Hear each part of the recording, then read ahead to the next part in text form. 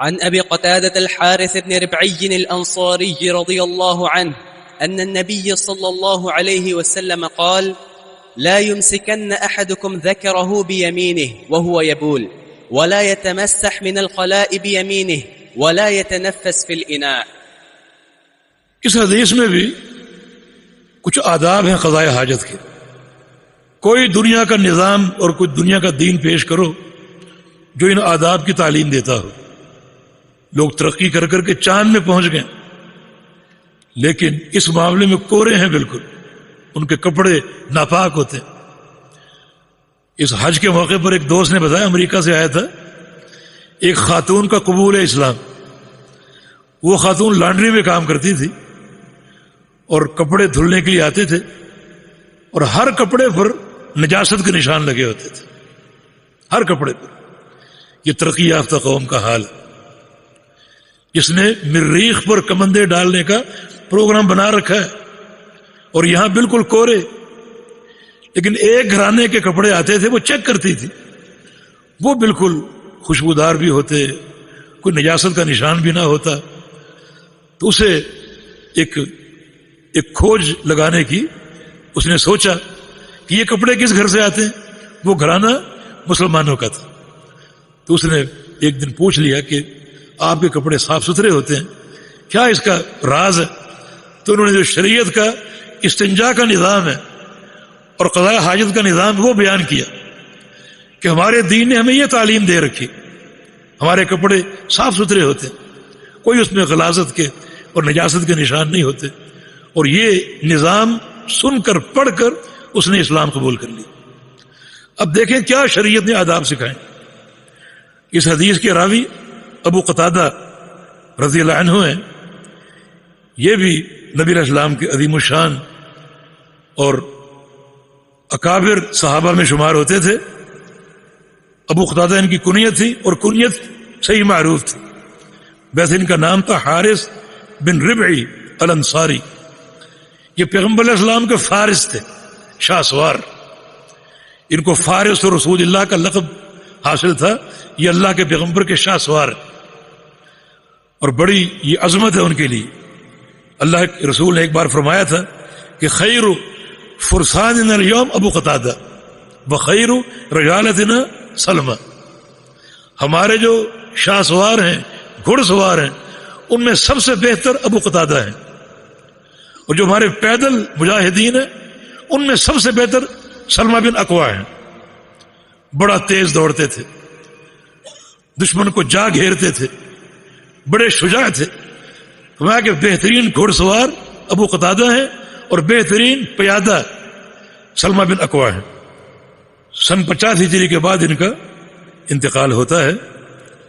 اور بڑا ان میں تقویٰ بھی تھا اور ایک مواسات اور ہمدردی بھی تھی.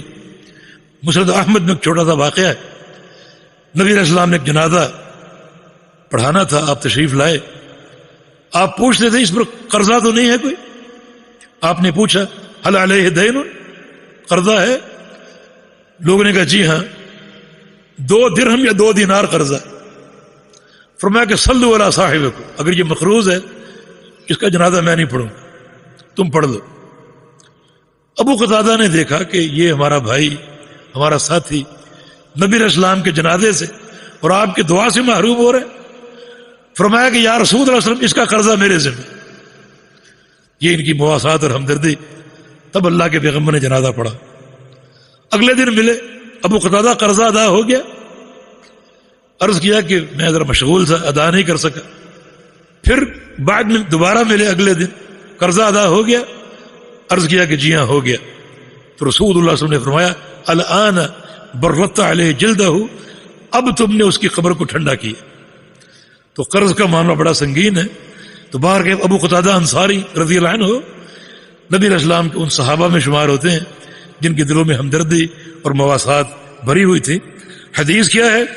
حدیث میں 3 آداب کا ذکر ہے. فرمایا کہ لا یمسکن احدکم ذکرہ بیمینہ، کوئی شخص اپنی شرمگاہ کو اپنے دائیں ہاتھ سے نہ چھوئے. یہ ایک بہترین ادب، اپنی شرمگاہ کو دائیں ہاتھ سے نہ چھوئے. یہاں خطاب مردوں سے ہے، مگر خواتین بھی ان میں داخل. النساء شقائق الرجال، احکام شرعیہ میں عورتیں مردوں کے مشابہ ہیں، مردوں کے ساتھ ہیں. شریعت اگر تفریق کرے کسی حکم میں تو وہ فرق ہوگا. جہاں شریعت خاموش ہو وہاں مردوں کے احکام عورتوں کے لیے بھی. تو یہ حکم اپنی شرم کا دائیں ہاتھ سے نہ چھو. کب؟ وہو یبول، جب وہ پیشاب کر رہا ہو. قضاء حاجت کے وقت دائیں ہاتھ سے شرم کا نہ چھو. اور دوسرا ادب کیا ہے؟ ولا یتمسح من الخلاء بیمینہ، اور استنجا بھی دائیں ہاتھ سے نہیں کرنا، دائیں ہاتھ سے استنجا نہیں کرنا. اور تیسرا ادب کیا ہے؟ ولا یتنفس فی الاناء، اور برتن میں سانس نہیں لینا. پانی پیتے ہوئے برتن میں آپ پانی بھی پی رہے ہیں اور سانس بھی اندر ہی لے رہے ہیں، اس سے روکا. سانس اندر نکالیں گے بھی کھینچیں گے بھی، اس سے منع فرمایا. یہ 3 ادب ہیں. پہلا ادب کیا ہے کہ وقت استنجا دائیں ہاتھ سے اپنی شرمگاہ کو نہیں چھونا. اس میں کئی حکمتیں. دایاں ہاتھ اشرف الاعضاء ہے، دونوں ہاتھوں میں جو اشرف ہاتھ ہے وہ دایاں ہے. دائیں ہاتھ میں زیادہ تکریم ہے اس کے اکرام کے لیے. تبھی تو حدیثوں میں آتا ہے کہ اللہ تعالیٰ کے 2 ہاتھ ہیں اور دونوں ہاتھ دائیں ہیں، دونوں ہاتھ دائیں ہیں. اس کے لیے تکریم ہی تکریم. بایاں ہاتھ کمزوری کی علامت بھی ہے، اور بایاں ہاتھ جو ہے وہ اس قسم کے جو نجس کام ہے وہ کرنے کا عادی ہے. تو اللہ تعالیٰ کے دونوں ہاتھ دائیں ہیں، یہ اللہ تعالیٰ کی صفت. تو دائیں ہاتھ کی تکریم بھی ہے. اور اگر آپ دائیں ہاتھ سے شرمگاہ کو چھوئیں گے، باہر نکلیں، کھانا آپ کا تیار ہو، دائیں ہاتھ سے کھانا، تو ممکن ہے آپ کو یہ خیال آئے اسی ہاتھ سے میں نے شرمگاہ کو چھوا تھا، تو ایک نفرت اور ایک قذارت آپ کے دل میں پیدا ہو جائے اور آپ کھانا ہی نہ کھا سکیں، گریز کر جائیں. تو بہت سی حکمت شریعت کے تحت ہے، اس لیے اس سے روکا. اور یہ ادب صرف دین اسلام نے ہمیں سکھایا. دوسرا ادب کیا ہے کہ استنجا دائیں ہاتھ سے نہیں کرنا. کوئی بھی استنجا کا بڑا ہو چھوٹا ہو دائیں ہاتھ سے نہیں کرنا. اس میں بھی دائیں ہاتھ کی تکریم ہے، اور اس میں بھی دائیں ہاتھ کو قذارت اور نجاست کے تلوث سے بچانا ہے. دائیں ہاتھ کو پانی ڈالنے کے لیے استعمال کرو اور بائیں ہاتھ کو استنجا کے لیے استعمال کرو. یہ بات پہلے بھی گزر چکی ہے. دائیں ہاتھ کی تکریم بھی ہے اور دائیں ہاتھ کو قذارت سے بچانا بھی ہے کہ اس دائیں ہاتھ کو آپ نے بہت سے اہم کاموں کے لیے استعمال کرنا. مثلا دائیں ہاتھ سے جو ہے وہ کھانا کھانا، تو ایسا نہ ہو قذارت پیدا ہو، نفرت پیدا ہو. اسی ہاتھ سے استنجا بھی کرتے ہیں، اسی ہاتھ سے کھانا بھی کھاتے ہیں. دائیں ہاتھ سے کتاب اٹھانا، مصحف اٹھانا، قرآن پاک دائیں ہاتھ سے اٹھانا چاہیے. تو آپ اسی ہاتھ سے استنجا بھی کریں، اسی ہاتھ سے قرآن بھی اٹھائیں. تو یہ قرآن پاک کے ادب کے منافی. دوستوں سے ملاقات ہوتی ہے، بزرگوں سے ملاقات ہوتی ہے، ان سے مصافحہ کرنا ہوتا ہے دائیں ہاتھ سے، اسی ہاتھ سے مصافحہ ہو، اسی ہاتھ سے استنجا ہو. تو شریعت کے یہ ادب بڑے طہارت پر اور نظافت پر قائم ہے. بڑی اس میں صفائی ہے اور بہت ہی اس میں جو وہ عمدگی پائی جاتی ہے ظاہر و باطن. اور تیسری چیز یہ با یتنفس فی الاناء، برتن میں سانس نہ لے. پانی پی رہے اور اندر ہی سانس لے رہے، سانس باہر نکال بھی رہے، اندر کو کھینچ بھی رہے. اس سے روکا. اس میں بھی کئی حکمتیں. مثلا اگر اندر سانس لے رہے برتن میں پانی پیتے ہوئے اور وہی پانی بعد میں آپ کے بھائی نے پینا ہے، تو وہ قذارت آپ کا بھائی محسوس کرے گا کہ اس شخص نے پانی پیا ہے اور اندر ہی سانس نکالا، تو یقیناً وہ قذارت محسوس کرے گا اور نفرت محسوس کرے گا. جو شرعی ادب ہے پانی پینے کا وہ یہ ہے کہ 3 سانسوں میں پانی پینا چاہیے اور سانس باہر لینا چاہیے. آپ نے پانی پیا، 2 گھونٹ بھرے، 3 گھونٹ بھرے، اور اب آپ برتن ہٹا لیں اور سانس لیں، اور پھر دوسرا جو ہے وہ گھونٹ بھرے، اور پھر تیسرا. سانس باہر لینا چاہیے. رسول اللہ صلی اللہ علیہ وسلم کا فرمان ہے کہ برتن میں سانس نہ لو. تو اس میں ایک تو یہ وجہ ہے کہ آپ سانس لیں گے، آپ کا بھائی آپ کو دیکھ رہا ہے، اس نے بھی یہ پانی پینا ہے، یقیناً وہ کراہت محسوس کرے گا کہ اس میں آپ نے اپنا سانس داخل کر دیا۔ دوسرا یہ کہ بعض اوقات کسی بندے کی سانسوں کے ساتھ امراض لاحق ہوتے ہیں، ایسے امراض جن کا تعلق انسان کے سانس سے ہے، تو پھر وہ ان خطرناک جراثیم اور وہ مرض برتن کے ساتھ اور پانی میں داخل ہو سکتا ہے، آپ اس کو دوبارہ پئیں گے اور وہ مرض آپ کے اندر داخل ہو جائے گا۔ تو شریعت نے نہ صرف یہ کہ انسان کی طہارت، پاکیزگی اور صفائی کا اہتمام کیا ہے، بلکہ انسان کی صحت کا بھی اہتمام کیا ہے، ایسے کاموں سے بچایا ہے جو انسان کی صحت کے منافی ہوتے ہیں۔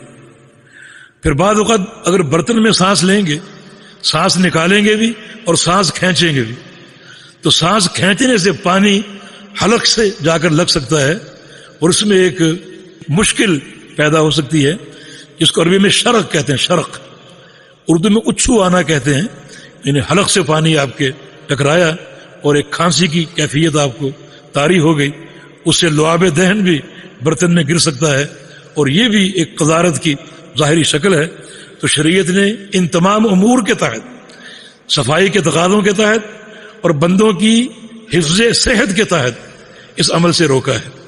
اور میں اسی سے استنباط کرتے ہوئے یہ بات عرض کروں گا کہ عام طور پہ پانی پر ہمارے ہاں دم کیا جاتا ہے، بعض علماء حضرات یا بعض مولوی حضرات دم کرتے ہیں پانی پر۔ دم کا اصل یہ ہے کہ مریض پہ دم کیا جائے، مریض پہ دم کیا جائے، یہ اصل ہے دم کا۔ اللہ کے پیارے پیغمبر مریض پر دم کرتے تھے اور کسی اور چیز پر دم کرنا ثابت نہیں۔ تو پانی پر دم کرتے ہوئے یقیناً پانی میں جو ہے وہ طفل یا نفس کرنا پڑے گا، جو ہے وہ اپنا لعاب دہن اس میں ڈالنا پڑے گا یا پھونک اس میں مارنی پڑے گی۔ اور رسول اللہ علیہ وسلم نے برتن میں سانس لینے سے منع فرمایا۔ ایک حدیث میں رسول اللہ علیہ وسلم کا فرمان ہے کہ نہا عن النفخ فی الشراب، کہ رسول اللہ علیہ وسلم نے پانی میں پھونک مارنے سے روکا ہے۔ تو یہ پانی پر جو اس قسم کے دم کی شکل ہے اور اس کو مریض کو پلایا جائے، یہ صورت نبی علیہ السلام سے عملاً ثابت نہیں ہے۔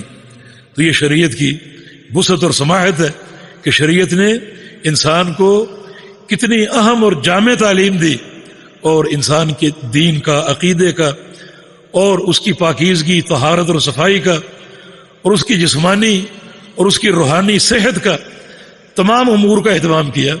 اس لیے شریعت کے ساتھ تعلق انتہائی بابرکت ہے، اور کوئی وقت ہو، کوئی مقام ہو، حضر ہو، سفر ہو، گھر سے باہر ہو، مسجد ہو، کہیں بھی ہو، ہمیشہ شریعت کا دامن تھامے رکھیں، جیسا کہ رسول اللہ صلی اللہ علیہ وسلم کا فرمان ہے، اتق اللہ حیث ما کنت، تو جہاں بھی رہ تقوی کے ساتھ رہ، یعنی شریعت کو تھامتے ہوئے رہ، اور کسی موڑ پر تیرا تمسک اور تعلق شریعت سے کمزور نہ ہو، یہ تمہارے لیے خطرناک ہوگا اور نقصان دہ ہوگا۔ جی